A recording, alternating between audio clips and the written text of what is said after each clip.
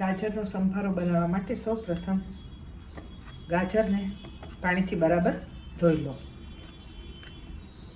કારણ કે ગાજર જમીનની અંદર થતા હોવાથી તેમાં માટીનું પ્રમાણ વધારે આવે, એટલે તેને પાણીથી બરાબર સાફ કરી લો.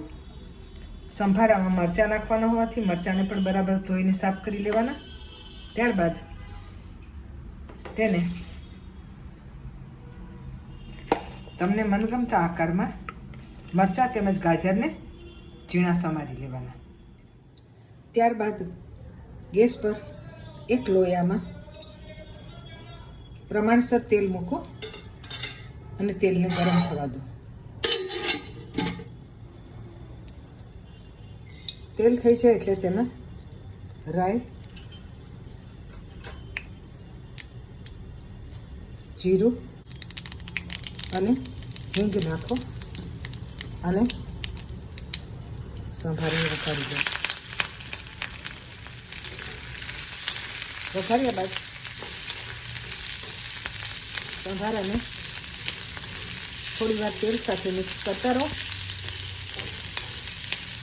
કારણ કે સંભારામાં પાણી નાખવાનું હોતું નથી, એટલે બને ત્યાં સુધી તેને તેલમાં સાતળવાના.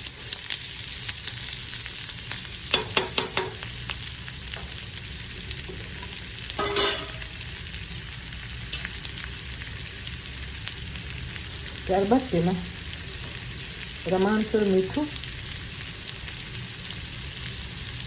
અને હળદર નાખો.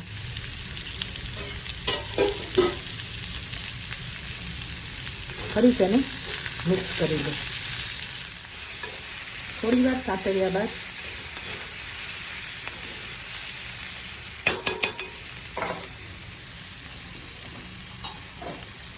ઢાંકણું ઢાંકીને તેને ચડવા દો અને તાપ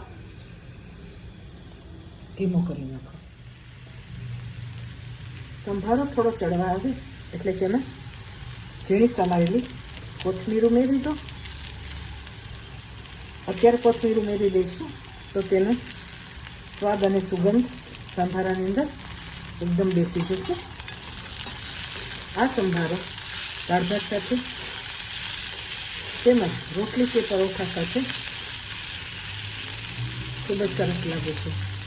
તો મિત્રો, તમે પણ ગાજરનો સંભારો ઘરે બનાવો અને એન્જોય કરો.